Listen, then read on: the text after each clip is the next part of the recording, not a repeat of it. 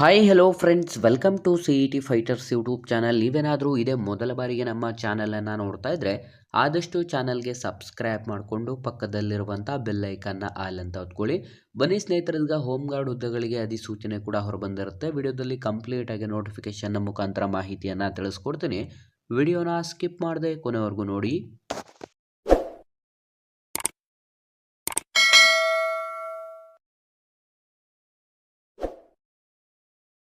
ಇಲ್ಲಿ ಕಾಣಿಸ್ತಾ ಇದೆ ನೋಡಿ ಸ್ನೇಹಿತರೆ, ಖಾಲಿ ಇರುವಂತಹ ಹುದ್ದೆಗಳ ವಿವರವನ್ನು ನೋಡ್ತಾ ಹೋಗೋದಾದ್ರೆ ಕಂಪ್ಲೀಟ್ ಆಗಿ ಈ ಒಂದು ಹುದ್ದೆಗಳು ಹೋಮ್ ಗಾರ್ಡ್ ಹುದ್ದೆಗಳ ಅಧಿಸೂಚನೆ ಆಗಿದ್ದು ಒಟ್ಟು 140 ಹುದ್ದೆಗಳಿಗೆ ಅಧಿಸೂಚನೆಯನ್ನು ಹೊರಡಿಸಲಾಗಿರುತ್ತದೆ.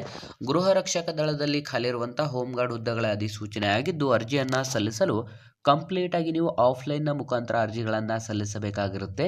ನಿಮ್ಮ ಒಂದು ಆಯ್ಕೆ ಪ್ರಕ್ರಿಯೆಯನ್ನು ನೋಡೋದಾದ್ರೆ ಯಾವುದೇ ರೀತಿಯಾದಂತಹ ಪರೀಕ್ಷೆ ಇರೋದಿಲ್ಲ. ಕಂಪ್ಲೀಟ್ ಆಗಿ ಎಲ್ಲರನ್ನೂ ಕೂಡ ನೇರ ಸಂದರ್ಶನಕ್ಕೆ ಕರೆದು ಆಯ್ಕೆಯನ್ನು ಮಾಡಿಕೊಳ್ಳಲಾಗುವುದು. ಅರ್ಜಿಯನ್ನು ಸಲ್ಲಿಸಲು 7 ಮಾರ್ಚ್ 2025 ಕೊನೆಯ ದಿನಾಂಕವಾಗಿರುತ್ತೆ. ಹೊಸ ವಿದ್ಯಾರ್ಥಿಗಳು ಯಾರೆಲ್ಲ ವಿಡಿಯೋಸ್ನ ನೋಡ್ತಾ ಇದ್ರ ಡಿಸ್ಕ್ರಿಪ್ಷನಲ್ಲಿರುವಂಥ ನಮ್ಮ ಟೆಲಿಗ್ರಾಮ್ ಗ್ರೂಪ್ ಮತ್ತು ವಾಟ್ಸಪ್ ಗ್ರೂಪ್ಗಳಿಗೆ ಜಾಯ್ನ್ ಆಗಿ. ನೀವೇನಾದರೂ ಪೊಲೀಸ್ ಇಲಾಖೆ ಮತ್ತು ಇನ್ನಿತರ ಸ್ಪರ್ಧಾತ್ಮಕ ಪರೀಕ್ಷೆಗಳಿಗೆ ಎಕ್ಸಾಮ್ ಪ್ರಿಪರೇಷನ್ ಮಾಡ್ಕೋತಾ ಇದ್ದರೆ ಡಿಸ್ಕ್ರಿಪ್ಷನಲ್ಲಿರುವಂಥ ನಮ್ಮ ಪೊಲೀಸ್ ಫೈಟರ್ಸ್ ಯೂಟ್ಯೂಬ್ ಚಾನಲ್ಗೆ ಸಬ್ಸ್ಕ್ರೈಬ್ ಮಾಡ್ಕೊಳ್ಳಿ.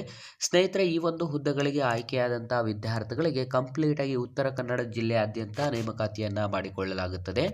ಅರ್ಜಿಯನ್ನು ಸಲ್ಲಿಸಲು ಕನಿಷ್ಠ 10ನೇ ತರಗತಿ ಪಾಸಾದಂಥ ಮಹಿಳಾ ಮತ್ತು ಪುರುಷ ಅಭ್ಯರ್ಥಿಗಳಿಂದ ಅರ್ಜಿಗಳನ್ನು ಕೂಡ ಆಹ್ವಾನಿಸಲಾಗಿರುತ್ತದೆ.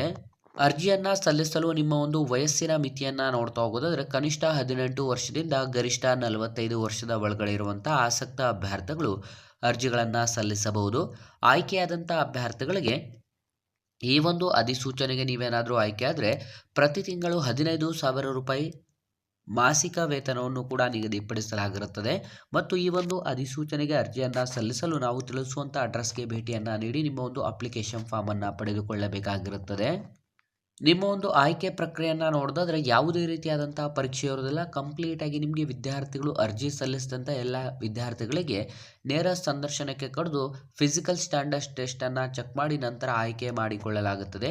ಈ ಒಂದು ಅಧಿಸೂಚನೆಗೆ ಅರ್ಜಿಗಳನ್ನು ಸಲ್ಲಿಸಲು ಬಯಸುವಂಥ ಅಭ್ಯರ್ಥಿಗಳಿಗೆ ಯಾವುದೇ ಒಂದು ಪೊಲೀಸ್ ಪ್ರಕರಣ ಹೊಂದಿರಬಾರದು. ನೀವು ಕಂಪ್ಲೀಟಾಗಿ ಒಳ್ಳೆಯ ಅಭ್ಯರ್ಥಿಗಳಾಗಿದ್ದರೆ ಸಾಕು ಈ ಒಂದು ಅಧಿಸೂಚನೆಗೆ ಅರ್ಜಿಗಳನ್ನು ಕೂಡ ಸಲ್ಲಿಸಬಹುದು. ಅರ್ಜಿಯನ್ನು ಯಾವ ರೀತಿ ಸಲ್ಲಿಸೋದು ಅಂತಂದರೆ ಸ್ನೇಹಿತರೆ, ಕಂಪ್ಲೀಟಾಗಿ ಆಫ್ಲೈನ್ ಅಂತಂದರೆ ನಾವು ಹೇಳುವಂಥ ವಿಳಾಸಕ್ಕೆ ಭೇಟಿಯನ್ನು ನೀಡಿ ನಿಮ್ಮ ಒಂದು ಅಪ್ಲಿಕೇಶನ್ ಫಾರ್ಮನ್ನು ಇಸ್ಕೊಂಡು ಫಿಲ್ ಮಾಡಿ ರಿಕ್ವೈರ್ಡ್ ಡಾಕ್ಯುಮೆಂಟ್ಸ್ಗಳನ್ನು ಅಲ್ಲಿ ಸಬ್ಮಿಟ್ ಮಾಡಬೇಕಾಗಿರುತ್ತೆ.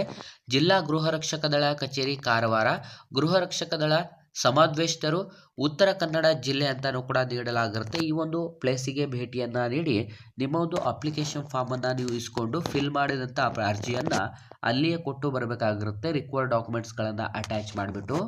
ಅಥವಾ ಹೆಚ್ಚಿನ ಮಾಹಿತಿಗಳಿಗಾಗಿ ಇಲ್ಲಿ ಕಾಣಿಸ್ತಿರುವಂಥ ದೂರವಾಣಿ ಸಂಖ್ಯೆಗೂ ಕೂಡ ನೀವು ಕರೆ ಮಾಡಿ ಮಾಹಿತಿಯನ್ನು ಕೂಡ ತಿಳ್ಕೋಬಹುದು.